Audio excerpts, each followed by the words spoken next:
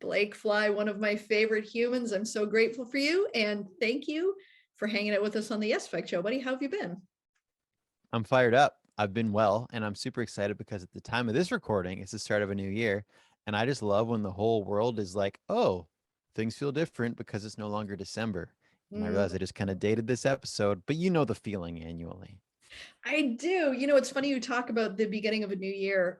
Everybody's all fired up about having the perfect diet or the perfect workout routine or the perfect whatever. And it's so interesting, right? Like, I'm a big fan of do shit imperfectly, like just do it imperfectly, because it actually guarantees you a better outcome at the end of it. I've changed my eating routine a number of times throughout my life. And I find if you start on a Monday, 2 or 3 Mondays later, you're like, I messed up. It's not perfect anymore. Like, I've wrecked my track record. So I love that. I love that people are getting a new start. And also, I just want to remind everybody to have grace for themselves and whatever that looks like. You'll get there when you get there.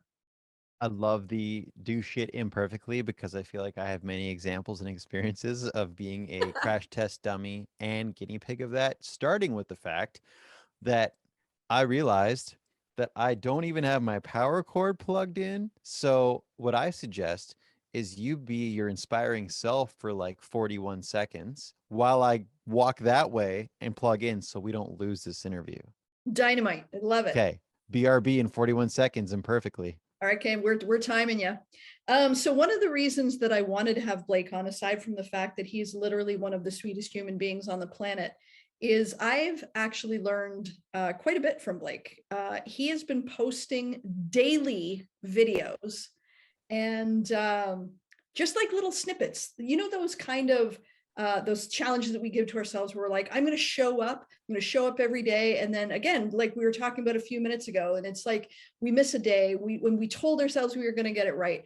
But what Blake's been doing, which I super admire and have tried with great success myself as well, is just posting like for 60 seconds, 90 seconds, 2 minutes a day. And it literally can be if you're in the parking lot waiting for whatever, somebody to show up, or if you're at a street light.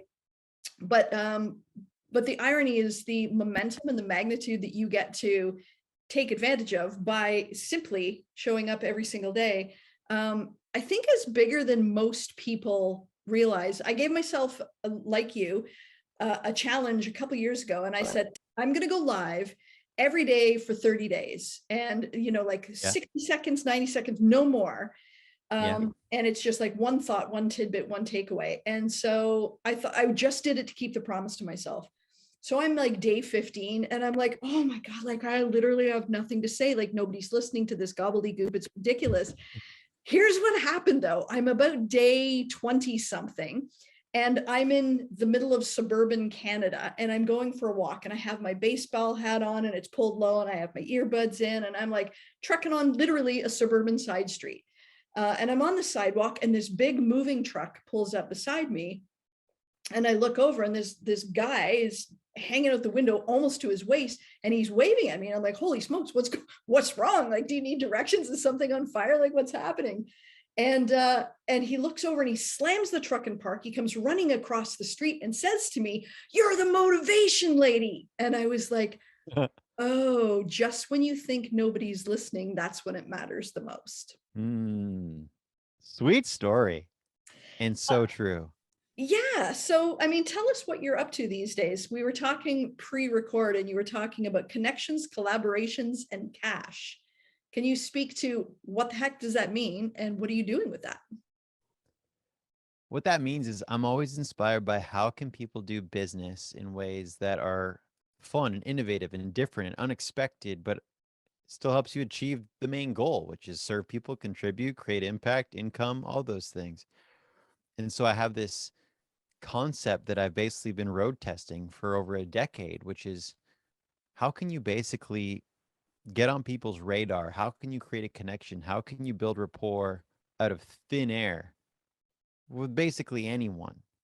Now, the disclaimer is that it won't work every time because sometimes people are busy, they don't reply, they don't respond, but the approach is sound every single time.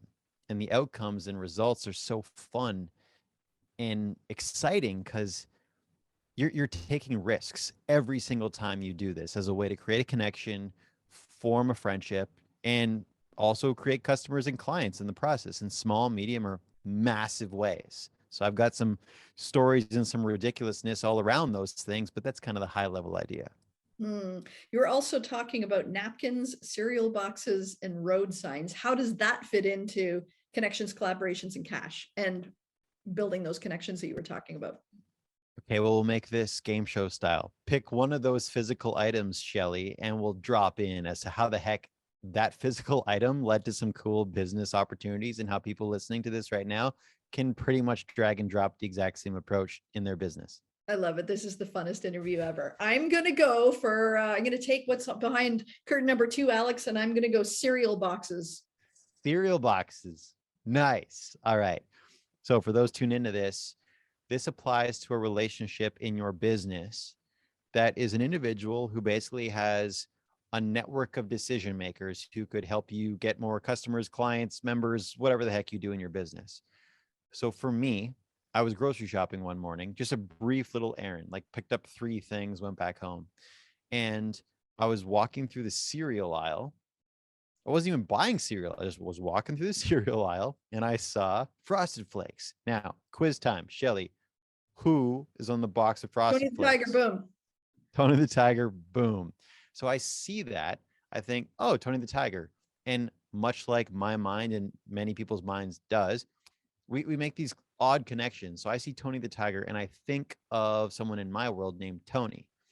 Tony, he was one of the first motivational speakers I ever saw when I was a student back in university. He was one of those foundational people in my life because I wanted to someday be a speaker. And before I got into that as a career as a professional speaker, Tony was just this role model, this mentor, this guy that I'd see him speak at events and I'd get in line and have him like sign a book that I bought from him. And, I was like a fan initially. But then when I became a professional speaker, slowly he became a bit more of a colleague and somebody that we met up, I don't know, every 3 years because we were speaking at similar conferences. So we built rapport. But when I saw the Frosted Flakes, I thought, oh, Tony. And at that point, I had more rapport with him. So we would text occasionally. So I got out my phone, turned on video, stood by the cereal box, and literally just said, Tony, what's up? It's Blake. Saw this and thought of you. And then I pan to the cereal box and I just show him Tony the Tiger. Now back to me. And I just keep walking through the grocery store. So anyway, thought of you. And instead of thinking that, I thought I would tell you that. Anyway, currently grocery shopping, just finished a workout that I do once a month and thought we're overdue. So maybe we can connect sometime soon. Hope you're awesome. Bye.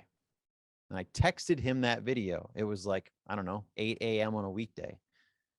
I'm expecting no reply. Nothing in that script was me needing something from Tony or asking something of Tony. It was just, hey, thought of you, sending this to you.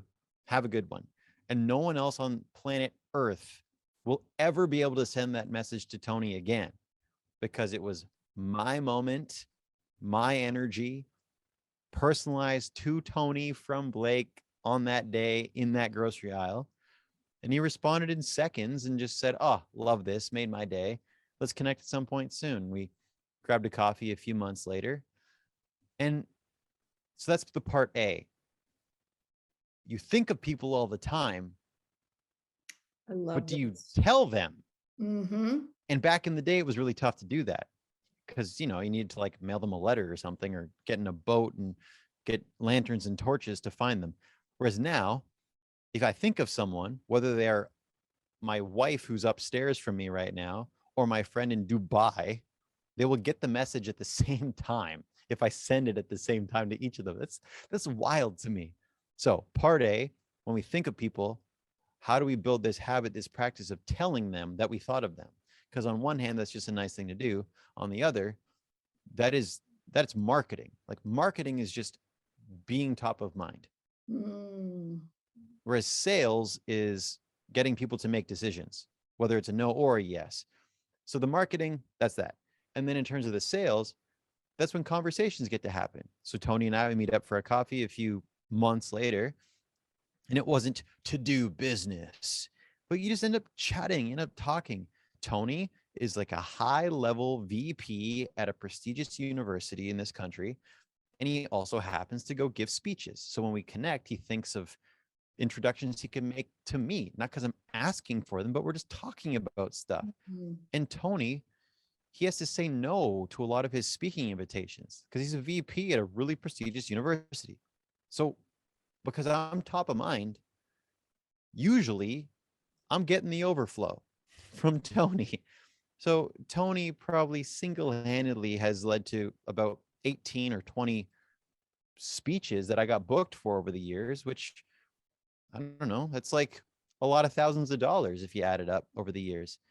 And I'm not saying the cereal box led to that cash, but if I didn't send him that moment to just say, hey, I thought of you, maybe I would have missed some opportunities, or maybe I would have not had the level of rapport and connection that I now have with Tony.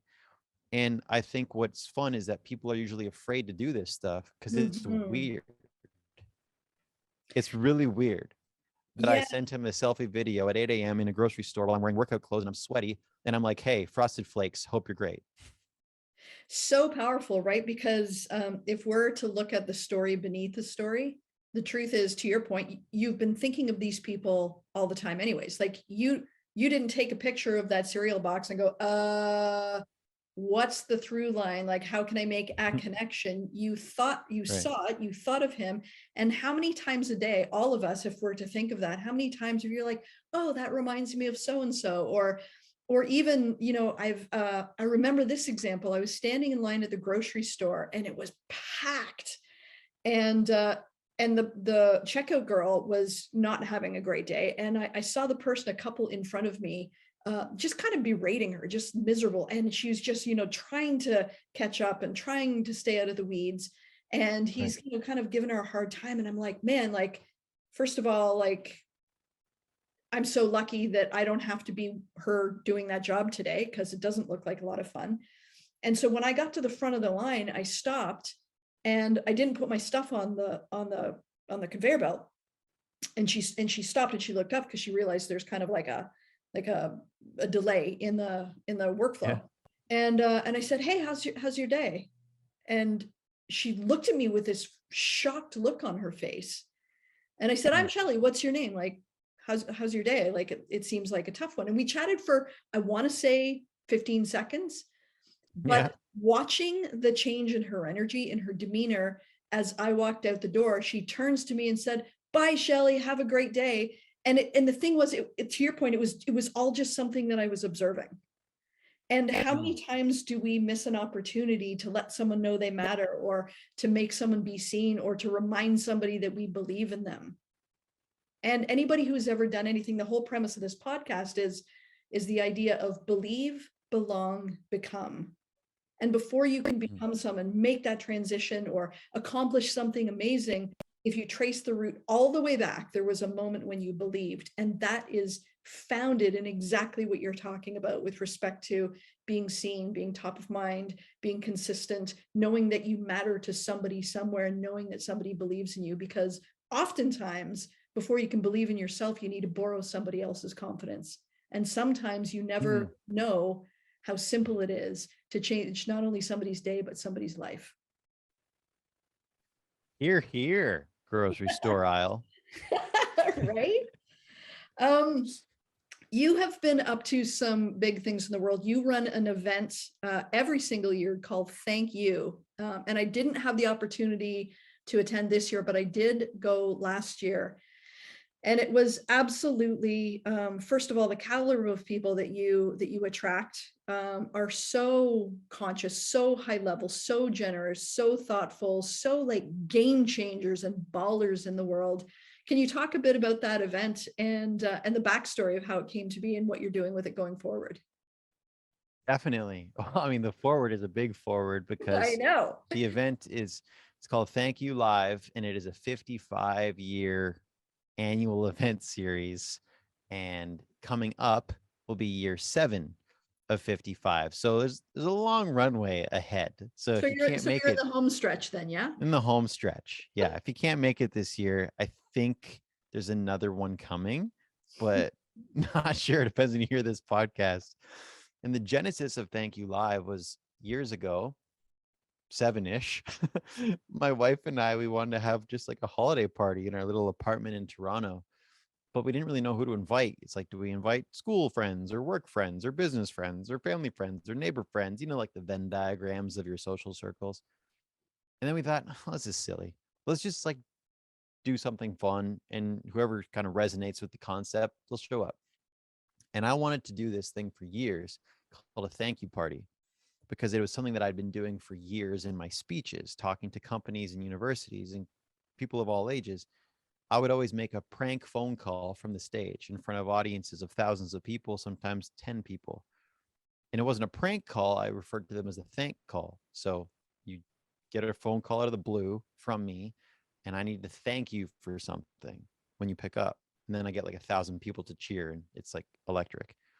So a thank you party is basically, we were going to have people to our apartment, and we were going to write thank you cards, and then we were going to read them to each other, and we Hmm. were going to phone some people and make some calls. So that was a thank you party. The first one was like 12 of our friends in our tiny apartment in downtown Toronto. We had some like snacks and drinks and wrote thank you cards, read them, made some phone calls, made people cry, made people laugh. It was sweet. And I charged $1. And everybody who came, they're like, why did you make me like bring $1? I said, here's why. Because someday this is going to be something that I charge a lot of money for, and it's going to impact a lot of people, and it's going to be part of just like public events and experiences, and also companies and Just got businesses. goosebumps. But right now, it just seems weird to me and kind of a funky concept that Blake just thinks, oh, maybe it'd be fun. So I need to start charging now to build the confidence. So I need you to give me $1. So it was $1 for the first one. And anyway, it just kept iterating year after year. And so then I made tickets to it and made it more of a thing. And then when COVID hit, we went all virtual. And currently it's still a virtual annual experience. But the vision is to, at some point when the world gets back to a version of normal, the vision is that we are going to sell out Roy Thompson Hall, a beautiful venue in downtown Toronto. And Roy Thompson Hall will be filled with people. And we're just basically going to be writing thank you cards, looking back on our year to celebrate our progress and appreciate our people, and not just think about appreciation, but actually write cards, make phone calls, send messages. So Roy Thompson Hall will just be buzzing with like pings and dings and rings of active appreciation being sent out in the world. Plus, it's just kind of cool because I partnered up with my best buddy, Peter Katz, who's a phenomenal recording artist. So it's like the best acoustic bonfire of all time, because he's an incredible singer songwriter. Then I bring in the thank you, gratitude, appreciation, humor chops, and it's a really special time. So 55 years come on by, and year 7 is coming up on December 4th, 2022. And if you're hearing this after 2022, just trust me, there's another one coming. Yeah, there's always another one coming. I love Yeah. it. This really speaks to the difference between intention and impact. Everybody Mm. can have the intention to, everybody's always going to, send that card or, call somebody up, and we get busy and stuff, but we really don't realize the ripple effect of the impact that we're making when we stop and do it in that moment. And I don't know if you remember this, Blake, but there was a call we had, I want to say like a year or two ago, just you and I, just riffing, and we did this thing that you called a future interview, and you wanted me to interview you, and we kind of, it ended up being a reciprocal thing. But can you talk about the intention of creating something on purpose like that? And I remember mid interview, I'm like, this is really powerful. And this is in essence, this, that has this flavor all over what it is you're doing. What has been the benefit for you to think of and then to execute on a future interview with your future self? I was roommates with one of my best pals years ago, and we would basically coach each other. Like we would just hold each other accountable and check in on goals and chirp one another if we were slacking. And we sometimes would have conversations from the future. So if I said, I'm going to write a book, we would talk as though I was already an author. Or if he said he's going to run a marathon, we would talk as though he just got back from the marathon. And it was powerful and fun and energizing. So the future interview is something that I do with clients, basically just to get them really clear.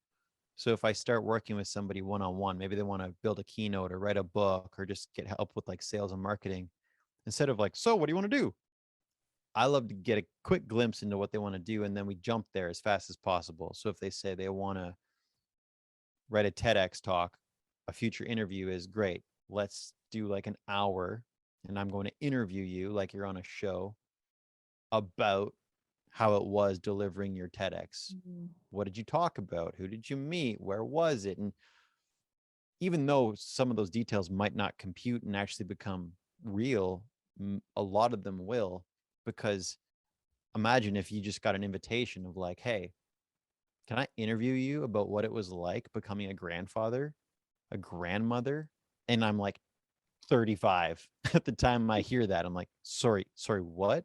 Like I'm just to really ground this. Currently, I have a 1-year-old son. My wife and I, like, that's our world. He's just this little 1-year-old dude. His name is Koa. He's electric. And if somebody said to me, hey, Blake, can I interview you now about what it's like becoming a grandparent?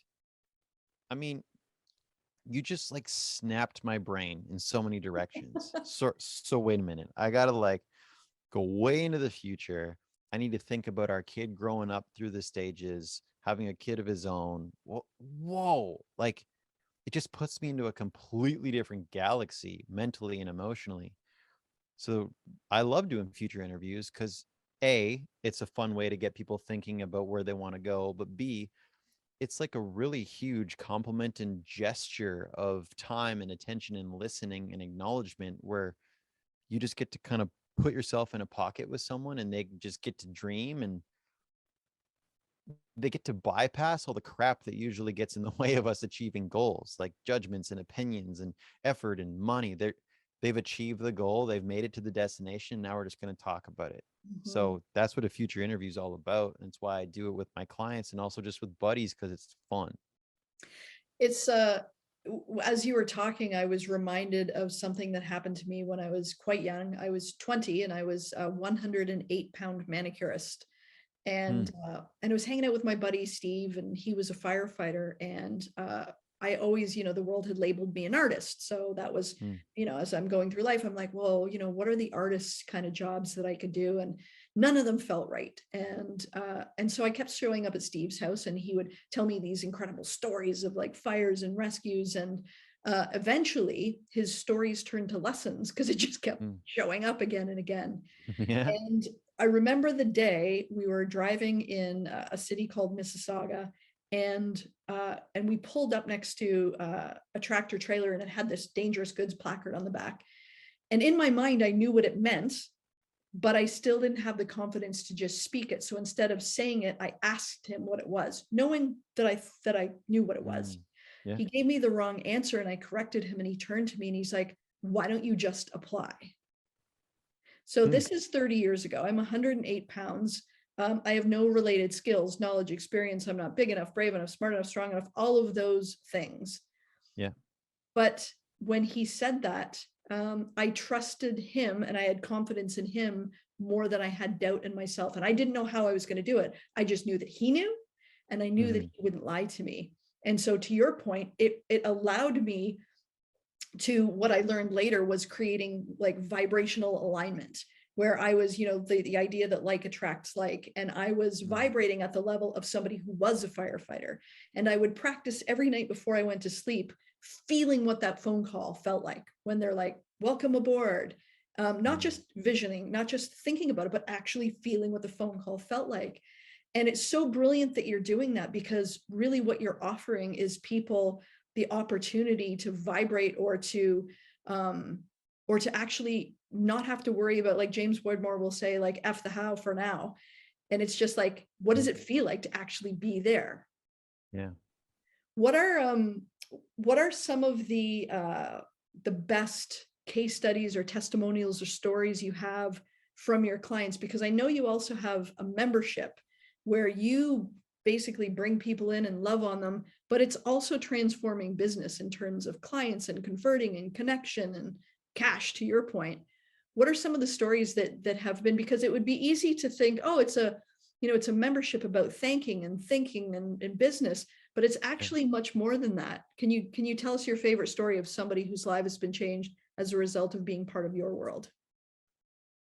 Yeah, I mean that membership, I call it Thank University, and the tagline that I currently have with it is the unexpected path to more sales, bigger deals, and better stories. Mm. Because it's like, sales, it's the oxygen for business, so people need that. But the bigger deals and better stories piece is, let's say, Thank You Live as an example. If I sell one ticket, well, why didn't I ask that person if they wanted to bring one or two people with them? Mhm. Probably because I was scared. So making a deal bigger in business is usually just like, hey, lean in, like bet on yourself. I mean, why the heck not? And then better stories are usually just the outcome of reaching higher. Like it's a way better story that I charged $1 to all my friends who came to my apartment. But that was like a huge stretch for me back then. Mentally, I'm like, oh my gosh, I'm charging $1. Like I'm just hanging out with my buddies in my apartment. So that membership experience is really just a container where people can gather to do their sales and marketing consistent practices so that they can make connections, build relationships, generate income and all that stuff. But some stories that resonate with me from that experience are, I think, this woman, Monica. Monica is an incredible entrepreneur. She's been in business for decades, but she's at a stage in her life where she wants to do a lot of beautiful legacy work. And she's teaching this course that she calls quantum surfing. She's devoted a lot of her life to like quantum physics, quantum mechanics, and quantum surfing is this course that is designed to make all that stuff accessible, practical, and functional so that entrepreneurs can become predictably lucky. I'm like, Mm. wow, this stuff sounds sweet. There's some And meat on that so, bone. yeah. So I was super struck by quantum surfing, but Monica's worked with me in my world around coming up with ways to really playfully and genuinely create a personalized approach to welcoming people and selling the course to people. So that instead of just like, click here, quantum surfing, she'd be making these video messages where she'd be like putting on sunglasses beforehand, because we're talking about quantum surfing, which has like a cool kind of playful personality to it already. So why not begin the conversation from that place? And like, she comes on with shades and then like takes off the shades. And then she gets these reply videos from new members where they're wearing shades back and like, what's up? I'm in. And there's so much energy that comes right off the hop of this experience. So for Monica, not only was it a fun way to welcome people into her course, but it was such an energizing practice so that sales and marketing and outreach Mm. became something that was really fun and playful instead of, ah, crap, got to fill the program, which usually is a little bit of a slog for people. Like, ugh, got to fill this thing instead of, I get it. well,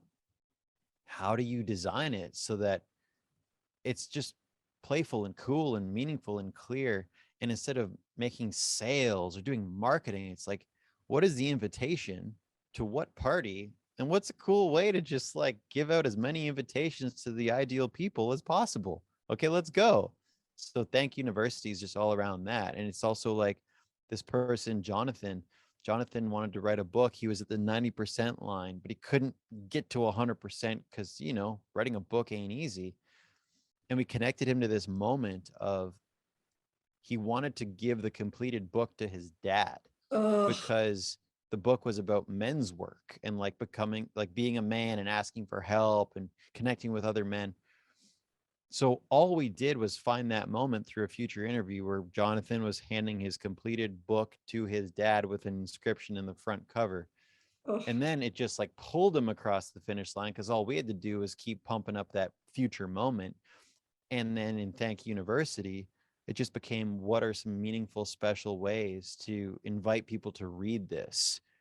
And it involve telling that story. And it's just like sales and marketing can be a blast if we're okay with making it kind of weird and wacky by being our super normal self, which, I mean, you've seen it happen. Usually when people think of like business and entrepreneurship, they get a t-shirt and a blazer and some shoes, and we just show up differently, and I'm guilty of it too. But if we're surrounded with other people who are giving each other permission to just go be yourself Mhm. and build your business from that place, oh, it's like liberating and financially fruitful. Well, it's so ironic. So Robert Cialdini wrote a book called Influence, and Mm, I'm obsessed with one of the factors of influence. There are many, but the one that I really hold near and dear is the law of reciprocity. And it's mm, the idea that if I give you something, you are wired as a human being to just want to give me something back. yeah. But the magic becomes, though, when you give somebody vulnerability, Mm, because here's what I believe happens. I believe that to a certain degree, everybody is suffering in silence and silos. And, we're comparing mm, ourselves to each other and, coming home and not living a perfect social media kind of life. And I believe that like joy moves and anger moves and rage moves and all of the emotions move, but shame or fear calcify unless they mm, are moved. But the beauty and the power of that is when you do something first, like showing up authentically or sharing a vulnerable story, you can literally watch it. I did this, I've done this on stage many times, but you can watch people's chrysalises crack open. And what happens is whether they say it out loud, whether there's some sort of hand motion or a nod, you can feel the entire room go, me too.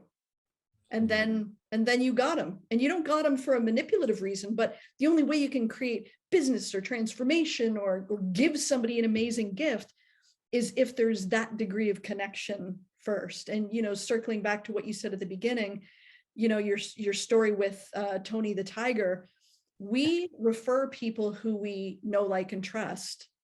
But also when we refer somebody, like he was referring you, you become an extension or a reflection of him. And we want to do people with business. Do we want to do business with people who are trustworthy and also people who are like us? well said. Yeah, definitely. And the no like trust factor, it sounds complicated, but really, if you think about it, it's like, okay, well, then how do people come to know another person? And how do we come to like another person? And how do we come to trust another person? There's usually a lot of basic elements.